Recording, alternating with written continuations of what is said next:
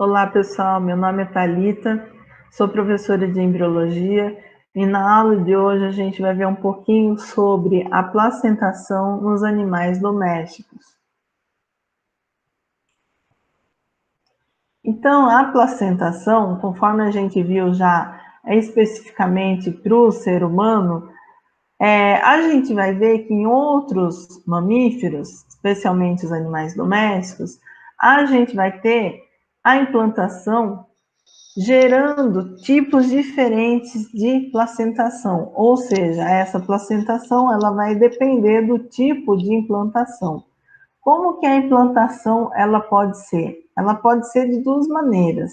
Ou a gente vai ter a implantação intersticial, que é uma implantação com contato muito maior, por exemplo, como a gente viu no ser humano, ou uma implantação mais superficial, onde o contato do embrião com o endométrio, ele não é tão intenso assim, certo? Então, dependendo do contato e fusão entre os tecidos fetais e os tecidos maternos, a gente pode ter uma implantação do tipo superficial ou uma implantação do tipo intersticial, certo? De modo que isso vá ter como consequência construções de placentas diferentes entre os animais. Tá? Então, no caso da implantação superficial, a gente vai ter o córion relacionado com o endométrio apenas através das vilosidades coriônicas, tá? E a formação das vilosidades vai depender da anatomia do útero do animal. Então, às vezes, por exemplo, em alguns animais, esse útero ele pode ser formado numa estrutura mais alongada, por exemplo, úteros bicórnicos, como a gente vê nos cachorros, nos gatos, por exemplo. Tá? Então, dependendo do formato do útero e da interação desse embrião, ou seja, através das vilosidades coriônicas, a gente pode construir diferentes tipos de placenta, tá? Então, quando o endométrio uterino encosta apenas nas vilosidades coriônicas oriundas do embrião, a gente tem uma implantação do tipo superficial, tá? Então, aqui a gente pode ver, ó, a parede do útero, né, a luz do útero aqui, e aqui o embrião com as vilosidades coriônicas, num contato mais superficial. Tá?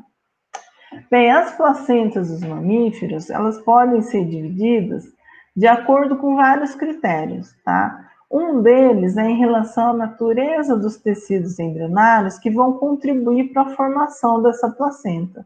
Então, por exemplo, se eu tenho a parede do saco vitelínico combinando-se com o córion para produzir uma placenta, eu vou ter uma placenta do tipo vitelo coriônica, vitelo do saco vitelínico e córion formando a parte coriônica, certo?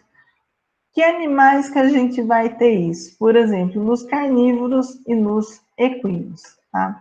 Agora, se eu tenho, por exemplo, a interação do alantoide com o córion, a gente tem a construção de uma placenta do tipo alanto-coriônica. Quando que ocorre essa formação de placenta alanto-coriônica? Nos demais animais domésticos que não os equinos e os carnívoros, tá? Então, aqui a gente pode ver representações desses tipos de placenta, tá? Aqui eu tenho o embrião, né? Cavidade amniótica de cada embrião, e aqui os anexos embrionários, alantoide, córion e o saco vitelínico, certo? Então, por exemplo, em A gente tem uma placenta do tipo vitelo-coriônica, ou seja, eu tenho córion mais saco vitelínico formando essa estrutura, tá? Onde que acontece esse tipo de placenta? Na maioria dos marsupiais, tá? Então, a gente tem aqui, ó, o saco vitelínico, a placenta vitelo-coriônica formada, tá? Porque eu tenho contribuição do córeo e do saco vitelino, certo? Em B, o que a gente tem? A gente tem uma placenta formada por parte saco vitelínico e parte do alantoide. Então, essa placenta aqui, ela é uma combinação da placenta vitelo-coriônica e alantoide-coriônica, tá? Onde que ela vai acontecer? Um exemplo é o koala, tá? Então, a gente tem aqui, ó, saco vitelínico, o embrião aqui envolto pela cavidade amniótica, e aqui a placenta alantocoriônica, e nessa região a placenta vitelo-coriônica, por quê? Porque está em contato com o saco vitelínico aqui, tá? Na representação da letra C, a gente tem cavidade amniótica envolvendo o embrião, saco vitelínico, o alantoide aqui, certo? E o córeo, tá? O que formou aqui?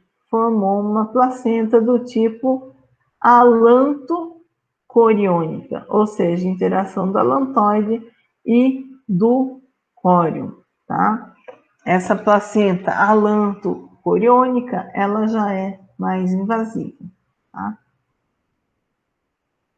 Bom, outro tipo de classificação em relação às placentas é quando a gente considera a superfície da placenta córeo-alantoide em relação ao endométrio, tá? Então, córeo e alantoide formando uma placenta que vai interagir com o endométrio. Nesse caso aqui, o que a gente pode ter? A gente pode ter formação de uma semiplacenta ou de placentas verdadeiras. Então, quando a gente olha o saco coriônico, né, lembrando lá do que a gente viu em ser humano, a gente vai ter duas porções do córeo. O córeo frondoso, que é a região que realmente vai interagir com o endométrio, é a região que a gente vai ter as vilosidades coriônicas, certo?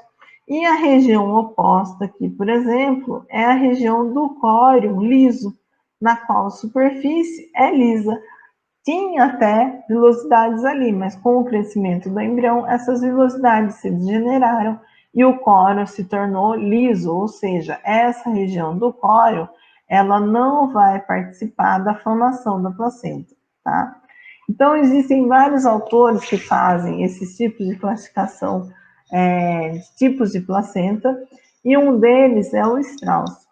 Tá? Então, o Strauss, ele diz que, baseado na distribuição das vilosidades do córeo e no formato externo da placenta, a gente pode ter a classificação do córeo frondoso em dois tipos, formando uma placenta do tipo verdadeira, que é o que a gente vê no ser humano, ou uma semiplacenta, tá? Então, eu estou usando como critério o quê? Distribuição das vilosidades no córeo em relação ao formato externo dessa placenta, tá?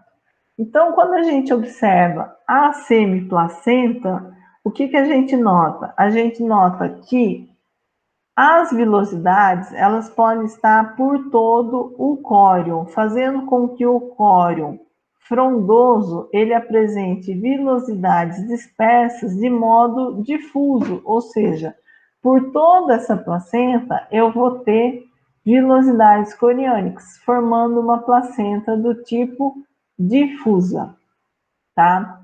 Essa placenta do tipo difusa, ela pode apresentar vilosidades formando pregas. E aí a gente vai ter uma placenta pregueada, tá? Em que animal que isso acontece? Nos suínos, tá? A gente pode também ter o tipo de placenta difusa, mas as vilosidades formando microcotilédones, tá? Que são pequenas estruturas, né, os cotilédones, que vão agregar ali conjuntinhos de vilosidades, tá? Quando a gente tem as vilosidades formando microcotilédones, a gente tem uma placenta vilosa, certo? Formando o quê? Vírus, tá? Onde que isso vai acontecer? Em qual animal? Nos equinos, tá?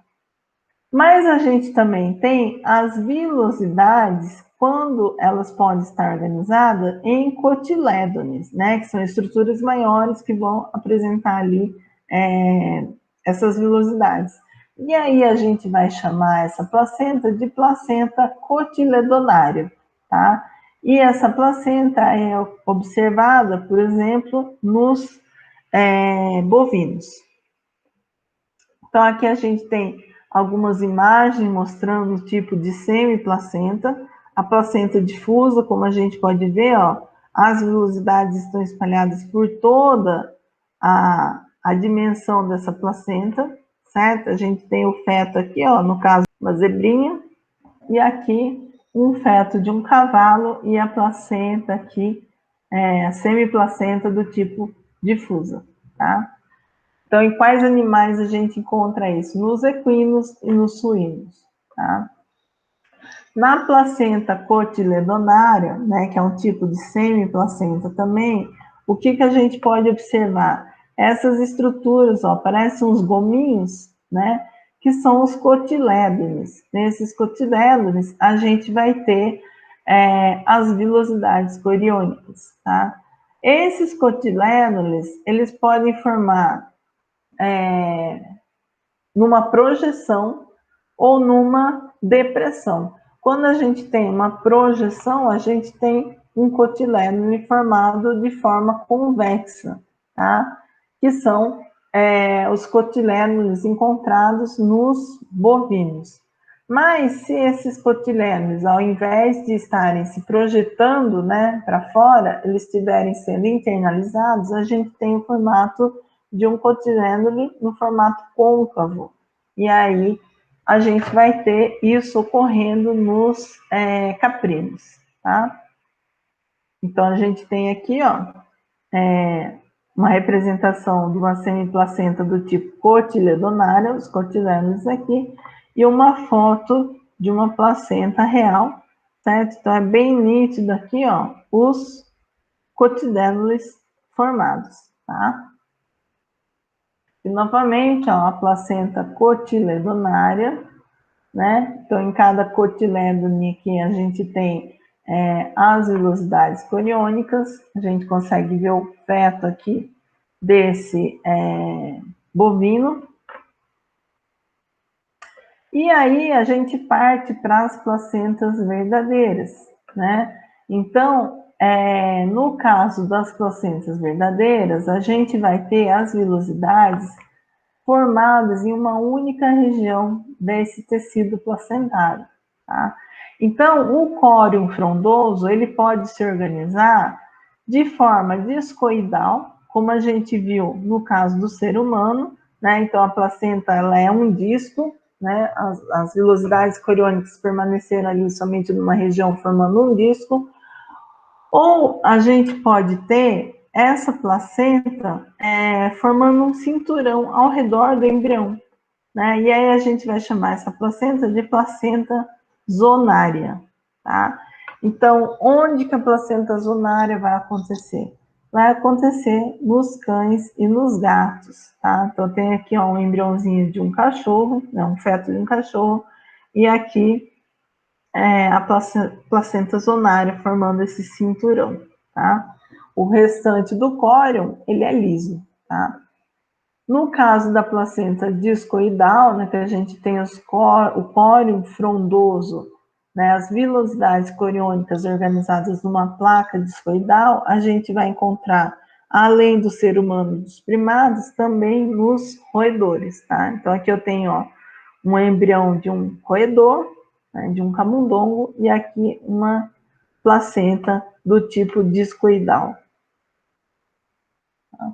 Novamente aqui a representação da placenta zonária, lembrando que é uma placenta verdadeira, né? Eu tenho um embrião aqui e um cinturão formando a estrutura do córeo, né? Placenta zonária, tá? Novamente, ó, um cachorrinho, né? Um feto e a placenta zonária ali formando esse cinturão. Mesma coisa aqui. Né? Então, é como se fosse uma cápsula, né? e a gente tem a região da placenta. Então, córeo frondoso e córeo liso. No caso dos seres humanos, primatas e roedores, a gente tem a placenta discoidal formando esse disco, e nos discos é possível observar também, né, grupinhos de vilosidades que são também os cotilédones, tá? No caso da placenta discoidal, ela é formada aqui pelo córeo frondoso e o restante do saco coriônico é formado pelo córeo liso, como a gente viu no ser humano. Aqui um resumo desses tipos de placenta que a gente viu nos mamíferos, certo? Então a gente tem a placenta do tipo difusa, na qual tem vilosidades espalhadas por todo o tecido da placenta. A placenta cotiledonária, certo? Na qual eu tenho os cotilédones agrupando essas vilosidades. E, né, lembrando que essas são as semiplacentas, e as placentas verdadeiras, que vão formar regiões específicas em forma de disco, formando a placenta discoidal, ou em formato de um cinturão, formando a placenta zonária, tá? Aqui um resuminho para a gente lembrar quais são os animais que apresentam determinados tipos de placenta, né? Então, a placenta cotiledonária, ela vai aparecer nos bovinos caprinos, nas ovelhas e nas cabras. A placenta discoidal, ela vai aparecer no ser humano, nos primatas e nos roedores.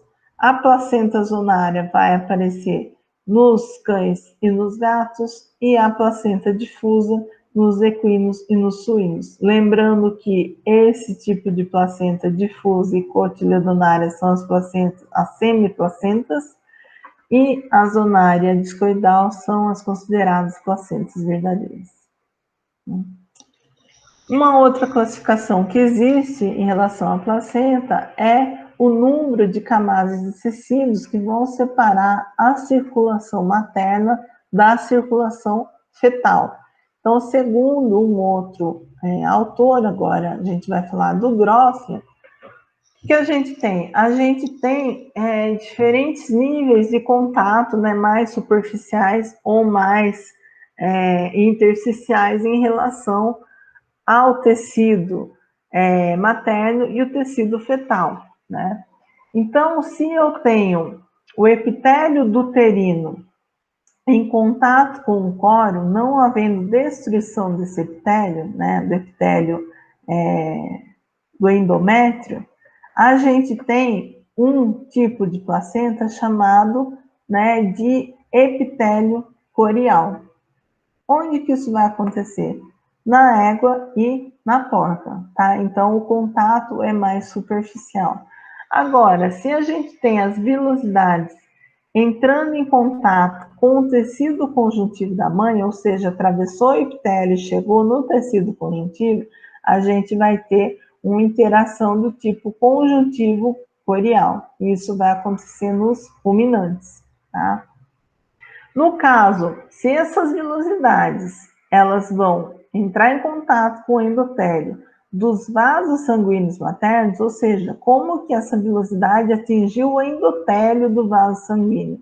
Ela teve que atravessar o epitélio, o tecido conjuntivo, e ali ela encontrou um vaso sanguíneo, tá? Então, a interação já é um pouco maior e é do tipo endotélio corial, ou seja, córeo entrando em contato com o endotélio. Agora, se essa vilosidade, além de encontrar um vaso sanguíneo, ela vai romper esse vaso sanguíneo e vai permitir o extravasamento do sangue materno, aí a gente tem uma interação do tipo hemocorial, ou seja, a vilosidade vai destruir o endotélio dos vasos sanguíneos desse endométrio e vai entrar em contato com o sangue materno. Ou seja, o sangue fetal ele vai ficar aprisionado nos vasos sanguíneos do feto, porém, o sangue materno ele vai ser extravasado nas lacunas do córeo ali, do sensício trofoblasto da região do córeo, certo? Quando que isso vai acontecer? Quando a interação for muito, muito próxima do tipo intersticial, como a gente observa nos humanos e nos primatas, tá? Então, aqui a gente tem representação desses tipos de interação que são encontradas na placenta, certo? De acordo com Grosser. Então, a gente tem na figura 1 aqui a interação do tipo epitélio corial. Aqui eu tenho a região do embrião, certo? Córeo, e aqui a região do tecido materno, o endométrio. Então, epitélio da mãe com córeo, eu tenho uma placenta do tipo epitélio corial. Agora, se esse córeo está em contato agora com o tecido conjuntivo, eu tenho um tipo de interação conjuntivo-corial, tá? Agora, se o córeo do feto chegou em contato com o vaso sanguíneo da mãe, eu tenho uma interação do tipo endotélio corial. E se por ventura ocorrer a destruição desse vaso sanguíneo, eu tenho interação do quê? Do córeo agora com os vasos sanguíneos, né? Mas eles foram destruídos, né? Então, esse sangue está sendo extravasado. Portanto, eu tenho essa placenta sendo classificada como do tipo hemocorial. A gente pode ter também a classificação dos tipos da placenta em relação à modificação da porção materna na hora do parto, tá? Se essa placenta vai ser decídua ou indecídua, tá? Quando que uma estrutura é decídua? Se a gente pensar nas folhas de uma árvore, quando a árvore ela é considerada do tipo decídua, é porque essa árvore perde suas folhas, né? Então, uma placenta decídua é que ela é perdida no momento do parto, tá? Então, na placenta do tipo decídua, a gente tem trofoblasto destruindo o endométrio, certo? É no caso das placentas verdadeiras. Então, como a interação é muito grande ali, muito próxima, vai ocorrer uma grande hemorragia no momento do parto, tá? Agora, se a placenta for do tipo indecídua, as vilosidades coriônicas, elas não danificam a parede do útero. Esse é o caso do que a gente observa nas semiplacentas, na qual, no momento do parto, ocorre apenas uma pequena hemorragia, tá?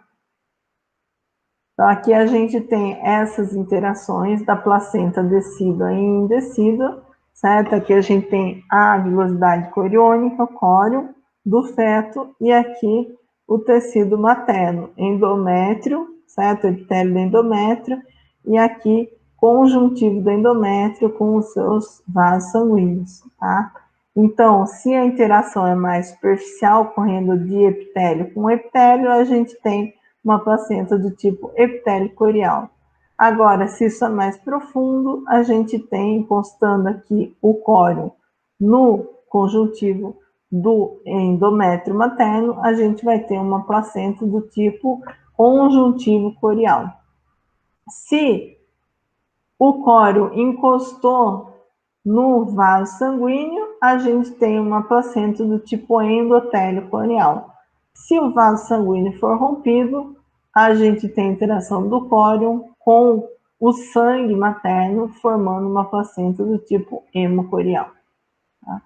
E se a gente junta tudo isso em uma tabela, a gente pode classificar de forma mais generalizada essas placentas de acordo com as vilosidades, a barreira materno-fetal e a perda desse tecido materno no momento do parto. Então, por exemplo, nos suínos, o que a gente tem? A gente tem uma placenta do tipo difusa, a barreira é epitélio corial e a perda no momento do parto é nenhuma, ou seja, a placenta é do tipo adeciduada. No caso dos equinos, a gente tem vilosidade difusa formando estruturas por todo o tecido da placenta, a barreira do tipo epitélio corial e também a gente não tem perda nenhuma do tecido materno no momento do parto. Então, ela é considerada uma placenta adeciduada. No caso dos ovinos, caprinos, bovinos e bubalinos, o que a gente tem? A gente tem uma placenta formando vilosidades do tipo cotiledonária. A barreira materno-fetal é do tipo conjuntivo corial, mas também não ocorre perda do tecido materno, ou seja, a placenta do tipo adeciduado. No caso dos felinos e dos caninos, cães e gatos, a placenta agora ela é verdadeira, ela é do tipo zonária, a interação é mais próxima, ocorrendo do córion com o endotélio, ou seja, do tipo endotélio corial, e com isso, né, como consequência, a perda desse tecido vai ser um pouco maior. Então, ela é uma perda moderada, deciduada, tá? E no caso dos humanos e dos primatas, a gente tem as vilosidades formando um disco, então a placenta é do tipo discoidal. A barreira materno-fetal é muito próxima à interação entre os tecidos, portanto, a gente tem córion interagindo com o sangue, portanto, a placenta é do tipo hemocorial, e, como consequência, no momento do parto, ocorre um grande sangramento, um sangramento muito maior em relação aos outros animais, né? Então, a placenta é do tipo deciduada e a perda do tecido materno é considerada extrema, ocorre grande perda desse tecido. Bom, com isso, então, a gente pôde conhecer um pouquinho de outros tipos de placenta, que não somente o que a gente tinha visto no ser humano, tá? E dependendo da interação do endométrio com as vilosidades coriônicas do feto, a gente vai ter formação de outros tipos de placenta, né? Podendo ser placentas verdadeiras, onde a gente tem um contato mais intenso do tecido materno e do tecido fetal, ou uma interação mais superficial, formando semiplacentas. Tá? Obrigada, pessoal, e até a próxima.